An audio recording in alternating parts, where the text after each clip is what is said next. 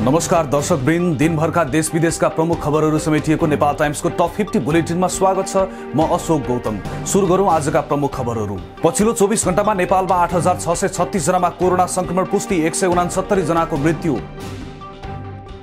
नेपालमा कोरोना संक्रमण मुक्त हुनेको संख्या 4 लाख नाग्यो। पछिल्लो 24 घण्टामा मात्रै 6404 जना कोरोना संक्रमण मुक्त। काठमाडौँ उपत्यकामा मंगलबार 2613 जना संक्रमित थपिए। काठमाडौँमा 1863, ललितपुरमा 427 र भक्तपुरमा 323 जनामा संक्रमण।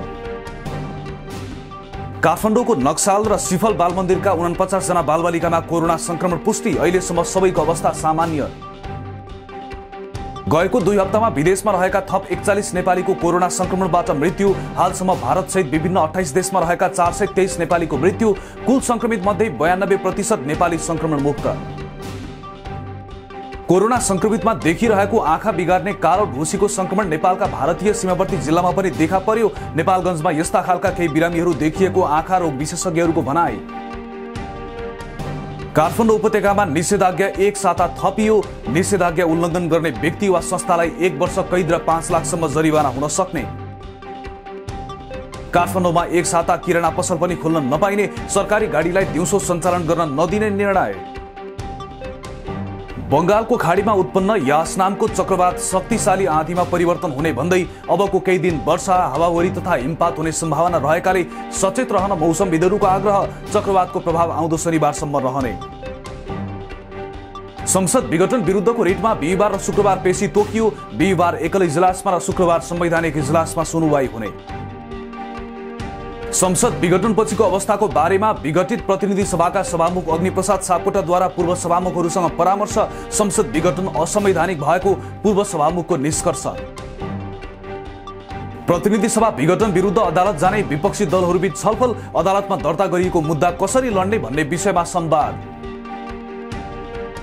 प्रधान न्यायाधीश चोलेन्द्र शमशेर जबराले प्रधानमन्त्री केपी शर्मा ओलीसँग हालै भेट नगरेको सर्वोच्चको स्पष्टीकरण। असत्य समाचारले न्यायपालिकाको स्वच्छता र यसप्रतिको आस्था र विश्वासमा प्रतिकूल प्रभाव पार्ने। अध्यक्ष केपी ओलीको एकाधिकारवादी सोच र अहंकारका कारण पार्टी छिन्नभिन्न भएको एमालेबाट निलम्बनमा परेका माधव नेपालको आरोप। राष्ट्रघातीको रूपमा सिङ्गो कम्युनिस्ट आन्दोलन विसर्जन गर्ने पात्रको रूपमा आफूलाई उभ्याएको आरोप।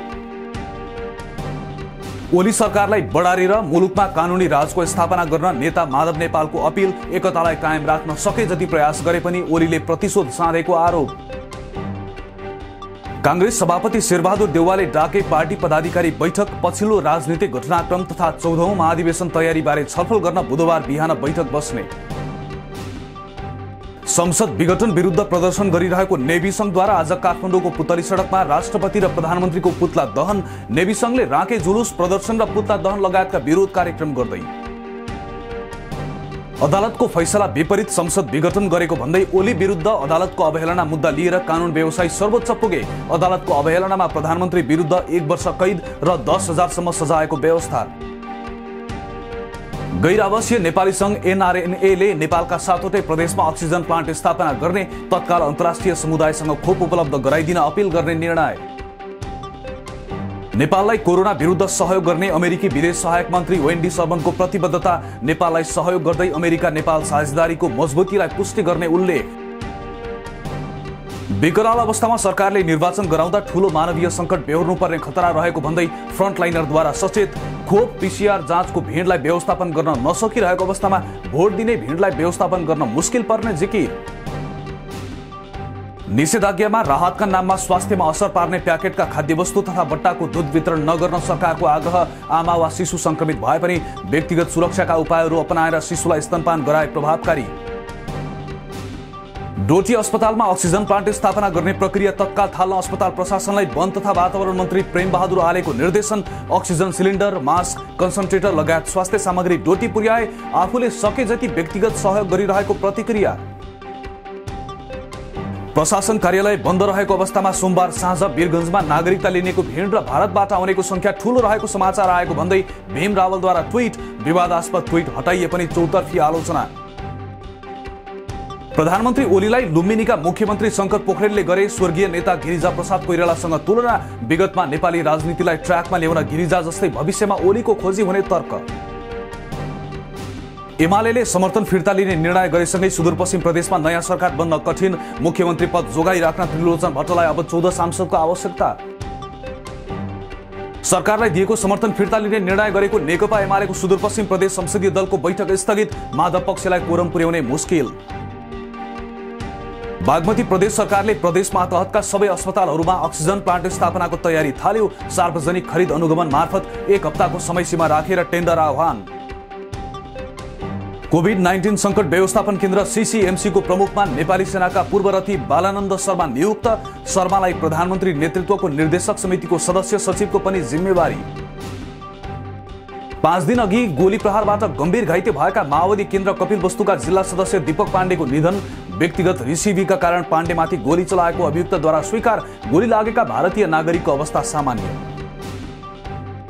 बीएनसी प्रस्तावित मेडिकल कलेजका सञ्चालक दुर्गा प्रसाईद्वारा वरिष्ठ चिकित्सक गोविन्द केसीले जारी गरेको विज्ञप्तिलाई धम्कीको पत्रको संज्ञा, प्रधानमन्त्रीसँग जोडेर अनर्गल भ्रामक कपोकल्पित आरोप लगाइएको दाबी। वैकल्पिक विधिबाट पढाइ र परीक्षा गर्ने तयारी भइरहेकोले सम्पर्कमा आउन विद्यार्थीलाई त्रिभुवन विश्वविद्यालयको अपिल, रोकिएका कक्षा पनि वैकल्पिक माध्यमबाट सुचारू हुने, वैकल्पिक माध्यमबाट परीक्षा लिन आग्रह। म्याग्दीका लेकाली क्षेत्रहरूमा जेठको दोस्रो हप्तादेखि नै धान रोपाई सुरु, स्थानीय कृषक मास्क र खल्तीमा सेनिटाइजर सहित धान रोप्न व्यस्त। नेपाल र गाम्बिया बीच सोमबार कूटनीतिक सम्बन्ध स्थापना, यो सँगै नेपालको कूटनीतिक सम्बन्ध स्थापना भएको मुलुकको संख्या 170 पुग्यो। देशभर कोरोना संक्रमितको संख्या बढिरहँदा नारायणगढ बुटवल सडक विस्तारमा कार्यरत धेरै कामदारले काम छाडे, निर्माण व्यवसायीले क्याम्पमा मिलाएर राखेर काम गराउन चाहे पनि कामदार घर फर्किँदै। 26औं पटक सगरमाथाको चुचुरोमा पुग्ने योजना बीचमै छाडेर कीर्तिमानी आरोही कामिरिता शेर्पा काठमाडौँ फर्किए, विमानस्थलमा पर्यटन विभाग र आरोहण व्यवस्थापन गरिरहेको कम्पनीका अधिकारीद्वारा शेर्पालाई स्वागत। सदन नभएको बेला जेठ 15 गते बजेट ल्याउने कुरा असान्दर्भिक भएको नेपाली कांग्रेसका वरिष्ठ नेता रामचन्द्र पौडेलको भनाई, अहिले हतारमा अध्यादेशबाट बजेट ल्याइहाल्नुपर्ने बाध्यता नभएको दाबी।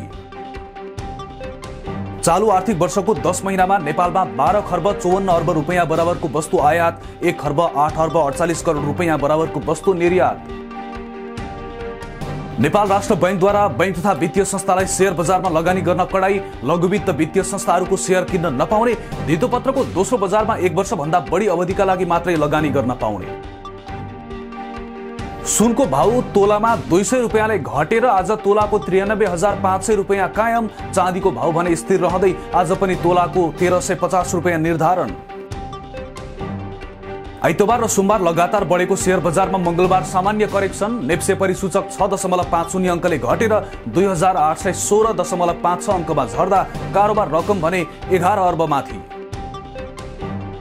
क्यारिबियन प्रिमियर लिग 2021 मा नेपालका सन्दीप लामिछाने ट्रिनिबागो नाइट राइडर्सबाट खेल्दै सीपीएल आउँदो अगस्त 18 देखि सेप्टेम्बर 19 सम्म सेन्ट किट्स र नेभिसमा सञ्चालन हुने। नेपाल क्रिकेट संघ क्यानले 2021 को 6 महिना सकिन लाग्दा पनि खेलाडीको नयाँ ग्रेड विभाजन र केन्द्रीय सम्झौता सार्वजनिक गर्न सकेन। यो महिनाभित्र अन्तर्राष्ट्रिय र घरेलु दुवै प्रतियोगिताको प्रदर्शन हेरेर सार्वजनिक हुन सक्ने। स्पेनिश क्लब रियल मड्रिडका मिडफिल्डर लुका मोड्रिचद्वारा क्लबसँग नयाँ सम्झौतासँगै मोड्रिच सन् 2022 को जुन 30 सम्म रियलमा रहने। यसअघि कालो र सेतो ढुसीको समस्या देखिएको भारतमा कोरोना निको भएकामा पहेँलो ढुसीको संक्रमण पनि देखिन थाल्यो। पहेँलो ढुसीको संक्रमण भएका व्यक्तिमा निन्द्रा बढी लाग्ने, भोक कम लाग्ने र तौलमा अस्वाभाविक कमी आउने लक्षण। भारतमा पछिल्लो 24 घण्टामा कोरोनाका 1,96,000 भन्दा धेरै नयाँ संक्रमित थपिए। भारतमा 24 घण्टामा 3500 बढी संक्रमितको मृत्यु, सक्रिय संक्रमितको संख्या 25,86,000 मा झर्यो। जापान र श्रीलङ्का पनि भ्रमण नगर्न अमेरिकाद्वारा आफ्ना नागरिकलाई ट्राभल एडभाइजरी जारी, अमेरिका फर्कन पर्ने नागरिकहरूले ती दुई देशका राजदूतावासमा सम्पर्क राख्न अनुरोध। गत भदौमा निर्वाचित राष्ट्रपतिलाई राजीनामा दिन बाध्य पारेको मालीको सेनाद्वारा राष्ट्रपति, प्रधानमन्त्री र रक्षा मन्त्रीलाई नियन्त्रणमा राखिएकाहरूलाई तत्काल बिना शर्त रिहा गर्न संयुक्त राष्ट्र संघीय मिशन र अन्तर्राष्ट्रिय समुदायको आग्रह। कंगोमा गएको शनिबार राति ज्वालामुखी विस्फोट हुँदा मृत्यु हुने व्यक्तिको संख्या 32 भन्दा बढी, अधिकांशको दुर्घटनामा परेर मृत्यु। र सञ्चारकर्मीलाई गिरफ्तार गरेसँगै युरोपियन युनियनद्वारा बेलारुसमाथि प्रतिबन्ध, आफ्ना विरोधी पत्रकारलाई नियन्त्रणका लागि प्रयोग भएको विमान र विमानस्थलमाथि युरोपियन युनियनमा आबद्ध 27 देशमा उडान प्रतिबन्ध। दिनभरिका देश विदेशका प्रमुख खबरहरू समेटिएको नेपाल टाइम्सको टप 50 बुलेटिन अहिलेलाई सकियो। भोलि फेरि टप 50 समाचारका साथमा हामी उपस्थित हुने नै छौँ। नेपाल टाइम्सको युट्युब च्यानल सब्स्क्राइब गरिदिनु भएकोमा र फेसबुक पेज लाइक गरिदिनु भएकोमा धन्यवाद। ताजा खबरहरू नेपाल टाइम्सको अनलाइन पोर्टल www.nepaltimes.net मा गएर पनि हेर्न सक्नुहुनेछ। नेपाल टाइम्स हेर्दै गर्नुहोला। नमस्कार।